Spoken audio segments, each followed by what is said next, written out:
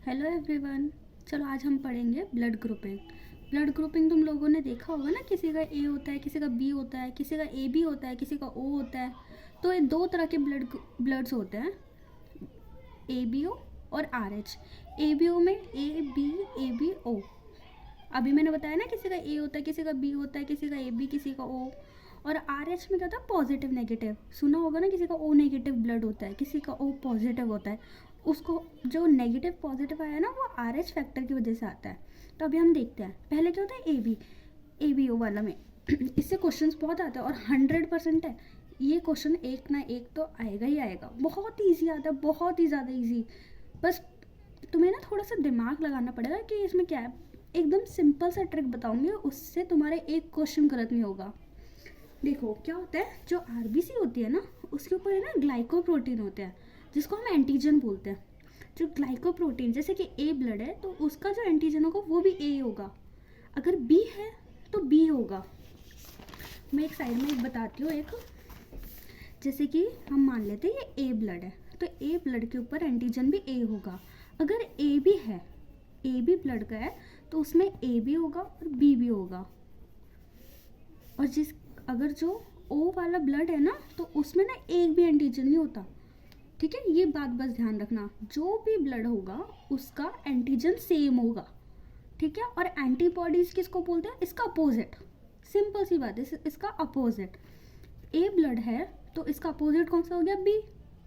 ठीक है, A B है तो इसका अपोजिट क्या हुआ, कुछ भी नहीं, क्योंकि इस पे तो ए भी है, बी भी है।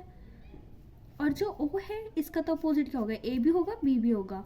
तो अगर ए वाला देना चाहेगा तो वो दे ही नहीं सकता, क्योंकि उसको ये फॉरेन समझ लेगा। ठीक है, इसी को एंटीजन और एंटीबॉडीज बोलेंगे।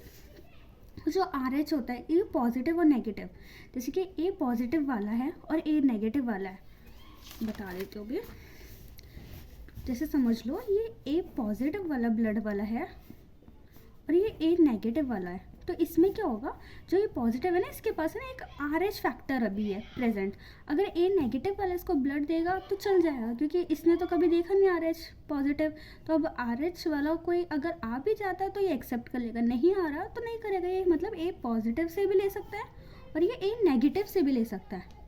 ठीक है, लेकिन अगर देखा जाए, जैसे कि ए नेगेटिव वाला है, इसके पास तो आर एच फैक्टर है ही नहीं। अगर ए पॉजिटिव वाला देगा तो फिर वो समझेगा नहीं, इसके पास तो भैया आर एच फैक्टर है, ये हमारे लिए तो फॉरेन है, इसने कभी ज़िंदगी में देखा ही नहीं आर एच फैक्टर, तो इसको एक्सेप्ट कैसे कर सकता है। समझ रहे हो, यही होता है R H factor. R H factor का मतलब यही है, आर एच फैक्टर किसी के पास है मतलब कि वो पॉजिटिव शो करेगा, नहीं है तो नेगेटिव शो करेगा। ठीक है, एक क्वेश्चन कर लेते हैं हम कि एक डोनर है, ये डोनर है ए बी वाला, और ये किसी का एक्सीडेंट हुआ है और उसका ब्लड ग्रुप है बी पॉजिटिव। अच्छा चलो पॉजिटिव रहने देते, सिंपल लेते, क्योंकि उसमें ना पॉजिटिव नेगेटिव ज़्यादा तो क्वेश्चन नहीं पूछा जाएगा, ये बहुत हार्ड हो जाता है ना, तो नहीं पूछेंगे ये रेसिपिएंट है। स्पेलिंग पर मत जाना। चलो, ये डोनर है ना ए बी और रेसिपिएंट है बी। तो हमें ना सबसे पहले एंटीजन चेक करते हैं, हमें रेसिपिएंट का एंटीजन चेक करेंगे। बी का रेसिपिएंट, बी पे बी पॉजिटिव, बी होगा एंटीजन भी, है ना। और ए बी वाला है, ए बी वाले पे एंटीजन कौन सा होगा, ए भी होगा, बी भी होगा। चलो बी होता तो बी तो एक्सेप्ट कर लेगा, लेकिन ए तो हम ये एक्सेप्ट नहीं कर सकता। ये जो ए वाला है वो तो ये एक्सेप्ट बिल्कुल नहीं करेगा, तो इसको फॉरेन मानेगा भाई, इससे तो इसकी डेथ भी हो सकती है ना। तो इसलिए ये पॉसिबल नहीं है। सिंपल सा उसमें लिखा होगा कि पॉसिबल है या नहीं है, ब्लड मतलब डोनेट कर सकता नहीं कर सकता। अगर इसका उल्टा कर ले, जैसे कि ब्लड, ये डोनर है, डोनर मान लो बी वाला है और रेसिपिएंट है हमारा ए बी। अब इसके एंटीजन चेक करते हैं, इसके पास तो ए भी है और बी भी है।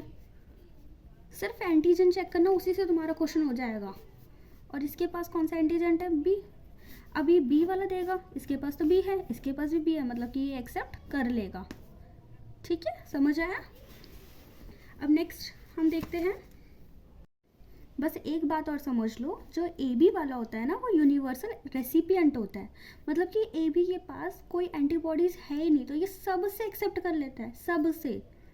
और जो ओ वाला है वो यूनिवर्सल डोनर होता है, क्योंकि इसके पास एंटीजन ही नहीं है, इसके पास एंटीजन ही नहीं है, तो ये किसी को भी दे देता है। लेकिन एक बात याद रखना, ओ में भी कौन सा डोनर होता है, मतलब यूनिवर्सल डोनर कौन सा होता है, ओ नेगेटिव, क्योंकि उसके पास आर एच फैक्टर ही नहीं है, तो वो किसी को भी दे सकता है।